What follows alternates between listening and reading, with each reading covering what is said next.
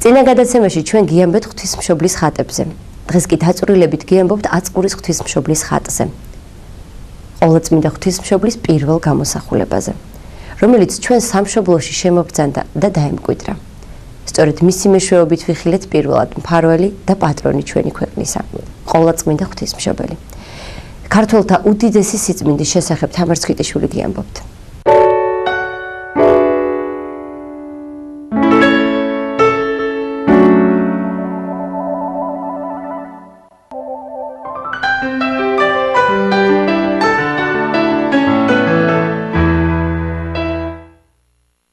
საქართველოში დედა ღვთისმშობლის წილხვედრ ქვეყანაში ყოვლადწმინდა ქალწულის მრავალი ხატია დავანებული, თუმცა მათ შორის ყველასგან გამორჩეულია უძველესი აწყურის ხატი, რომელიც თავად დედა ღვთისმშობლის მოცებულია.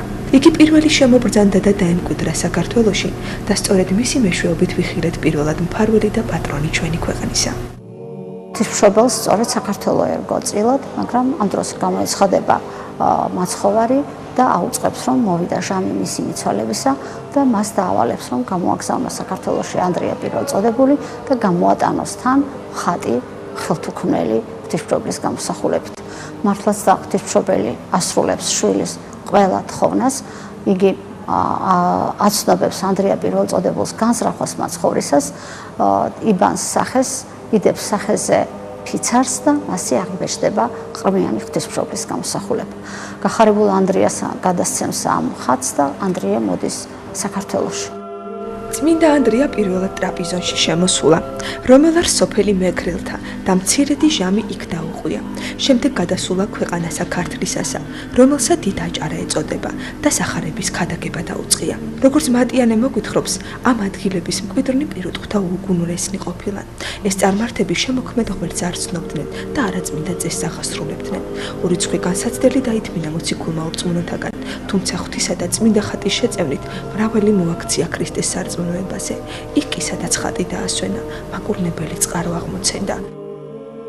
ურწმუნო ნაწილი მოსახლეობისა და სწრაფად გადმოდის ქრისტიანულ სარწმუნოებაზე და როდესაც გება ჟამი, რომ წამოვიდეს ანდრია, დატოვოს დიდი აჭარა, ისინი თხოვენ, რომ დარჩეს თუ არა და დაუტეოს ხატი ღვთისმშობლისა. ამიტომ ანდრიამ განუჩინა ეპისკოპოსი დიდაჭარაში, დაუჩინა მღვდელნი და დიაკონნი, მოატანინა ხატი, ფიცარი, ეს ფიცარი დაიდვა, შეაპირისპირა ხატი და ახლად მოტანილი ფიცარი და ამ ფიცარზე გადავიდა მეხსეულად სრულიად მეორე ხელთუქმნელი ხატი. წამოვიდა ანდრია პირველწოდებული, გადმოვლომთა, რომელსაც მას შემდეგ რაც მოციქულმა იქ ჯვარი აღმართა, რკინის ჯვარს უწოდებენ. გაიარა ოძრხის ხევით და სამცხის საზღვართან ერთ სოფელში გაჩერდა, რომელსაც ზადენგორა ერქვა. აქ წარმართული კერპები ყოფილა აღმართული. ულოცია წმინდა ღვთისმშობლის ხატთან და ყველა კერპი დამხობილა. იქ დიდხანს აღარ დარჩენილა წმინდა ანდრია. წამოვიდა და მიადგა ერთ დაბას, რომელსაც სოსანგეთს ეძახდნენ, ახლანდელ აწყურს. იქაურები არტემისსა და აპოლონს ცემდნენ თაყვანს. მან ხატი დაასვენა ციხის კედლებში და ღამეს სინათლე ამოდიოდა ამ ციხის კედლებიდან ხატის გამო, ამიტომ მოსახლეობა გაოცებულია მომხდარი ფაქტით და კითხულობენ რა ხდება. აქედან იგებენ, რომ მოვიდა ვინმე კაცი, რომელსაც აქვს მშვენიერი ხატი და იგი აქვს უნარი უკდრეთით აღადგინოს გარდაცვალებულნი. ამ დროს სწორედ სამძივარს გარდაეცვლება ერთადერთი ყრმა და ძალზე დიდ საწვაფეთილებაშია. მოახსენეს სოსანგეთელებმა, რომ ასეთი და ასეთი ახალი მოსული მამაკაცი არსებობდა, რომელსაც ასეთი სასწაულები შეეძლო. სამძივართან მიყავთ ანდრია.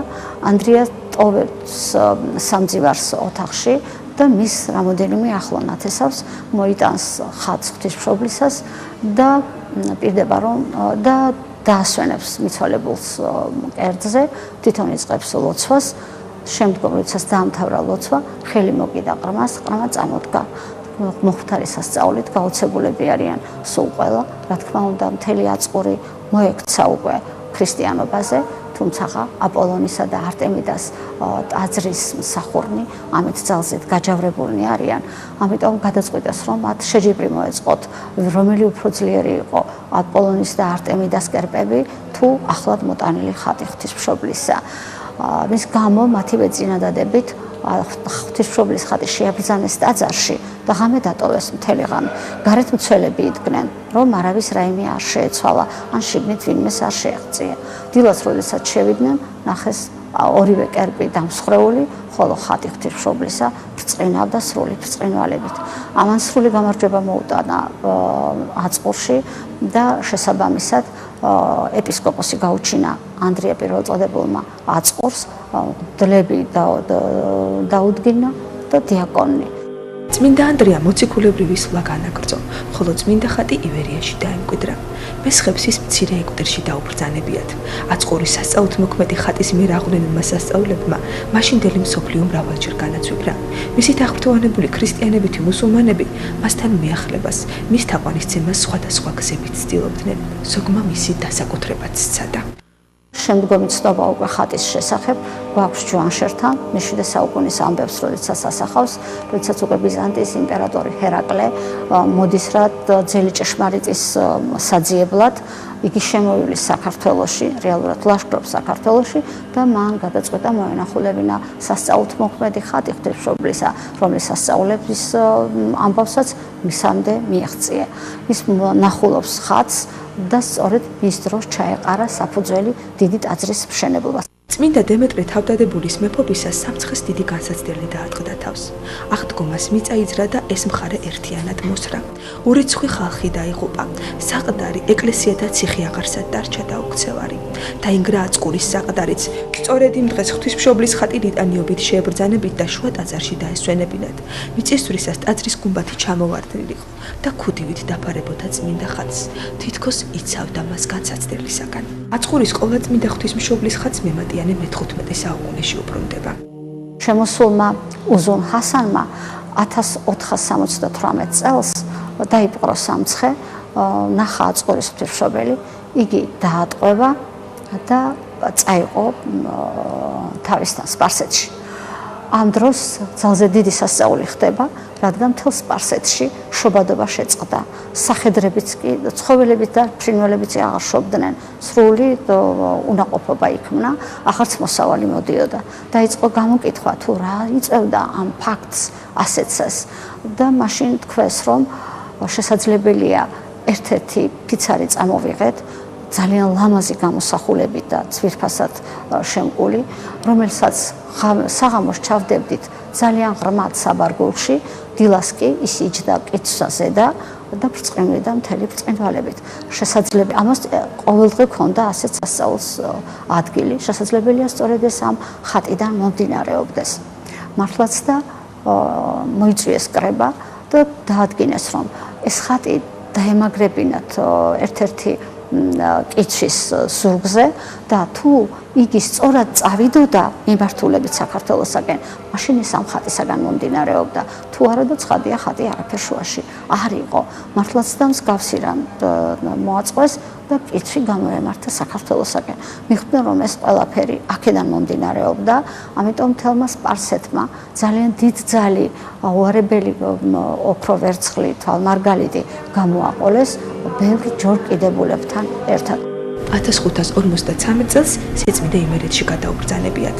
1562 წელს ბაგრატის ძერს იმერთა მეფე გიორგი მეორეს და ქაიხოსრო ათაბაგს ზავი დაუდიათ და იმერლებს ღვთისმშობლის ხატი მესხებისთვის დაუბრუნებიათ. სწორედ გიორგი მეორეს სახელს უკავშირდება ხატის ვერცხლით მოჭედვა. აწყურის ღვთისმშობლის ხატი ნახსენებია 1645 წლის როსტომ მეფისეულ სიგელში. მეფე სვეტიცხოვლისთვის შეუწირავს ქართლში, სოფელ ხოხეთში ჩამოსახლებული აწყურის ღვთისმშობლის საგმო. ამის შემდგომ უკვე ხატის ისტორია ისე ნათლად აღარ ჩანს და იგი აშკარად ჩანს შემდგომ ხანებში გადატანა მისი გელათში. 1952 წელს იქნა გელათის საგანძურთან ერთად ხატი გადმოსვენებული გელათიდან ხელოვნების მუზეუმში. ეს უწმინდესის და უნეტარესის კალისტრატე ცინცაძის ლოცვა-კურთხევას შეადგენდა, რადგან გელათის საგანძური იმის გარდა, რაც პარიზში იქნა გატანილი, დიდი ნაწილი აწყურის ღვთისმშობელი, გელათის ღვთისმშობლის ხატი, მაცხოვრის ხატი, ასევე მეორე მაცხოვრის ხატი, ხახულის კარები და ასე შემდეგ, ყველა ეს გელათის საგანძურში იყო დაუნჯებული. ამჟამად აწყურის ყოვლადწმინდა ღვთისმშობლის ხატი საქართველოს ეროვნული მუზეუმის განსაცავშია დაბრძანებული. ჩვენს წინ არსებული კარეთი ხატი სამწუხაროდ აღარ შეიცავს იმ უძველეს ფენებს, რომელიც მას თავდაპირველად ჰქონდა, სწორედ იმ პირველი საუკუნიდან მოყოლებული. ცხადია, ჩვენ იმდენი ისტორია მოვყევით მასთან დაკავშირებული, რომ სხვა რომ არაფერი ვთქვათ, ესეც გვაძლევს საშუალებას ვივარაუდოთ, რომ თითქმის ალბათ ყველა საქართველოს მეფე თუ სამცხის ათაბაგი მის შემყვასა და შემკულობასა და გაპატიოსნებაზე ზრუნავდა. ცხადია და მას დიდი საგანძურიც უნდა ქონებოდა. სამწუხაროდ ამ ყველაფერმა ჩვენამდე ვერ მოაღწია.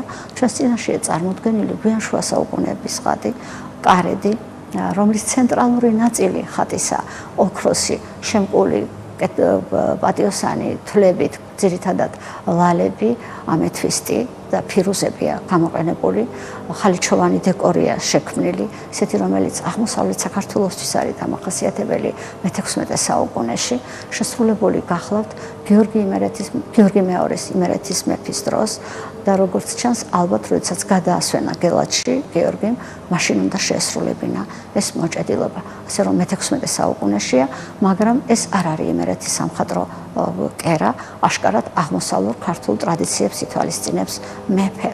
რაც შეეხება ხატის ირგვლივ არსებულ მოჭედილობას, რომელიც ერთგვარად არღვევს იმ ქართულ ტრადიციას და სულ სხვა სტილს ვხედავთ, აქ ჩვენ სახეზე გვაქვს უკვე დასავლეთ ევროპის გავლენა, განსაკუთრებით გვირგვინის კორონაციის კომპოზიციაში და აქვე მოცემულ მოციქულთა ნახევარ ფიგურებში, მათ ტიპაჟებში, მოძრაობაში სრულიად ნათლად აისახება დასავლეთ ევროპის ხელოვნების გავლენა.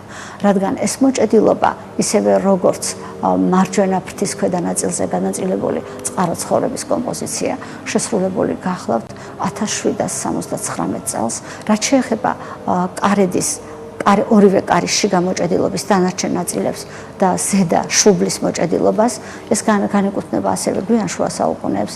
აქ ნათლად ჩანს მე-14 საუკუნის ტრადიციები, მე-15 საუკუნის, რომელიც ითვალისწინებს მე-11-მე-12 საუკუნეების ქართულ მოჭედილობის ნიმუშებს, კერძოდ ზარზმის ღვთისმშობლის ჭედური ხატზე განაწილებული იკონოგრაფიულ პროგრამებს და აქ გვაქვს წარმოდგენილი მაცხოვრის ცხოვრების სამსახველის სცენები და წმინდა და ღვთისმშობლის ცხოვრების სამსახველის სცენები. რაც შეეხება სახეებს, როგორც ღვთისმშობლის, ისევე ყრმის, თავდაპირველადაც ისინი ფერწერული იყო, ითვალისწინებდა იმ ტრადიციას, რომ ღვთისმშობლის გამოსახულება ფერში იყო წარმოდგენილი. ეს განახლებული გახლავთ მე-19 საუკუნეში გელათში. აქ სრულიად ნათლად ჩანს რუსი ფერმწერის გაგარინის სტილი, ხელი. შევთხოვთ ყოვლადწმინდა ღვთისმშობელს დაიცვას თავისი წილხვედრი ქვეყანა, გაამთლიანოს და გაერთიანოს ჩვენი სამშობლო.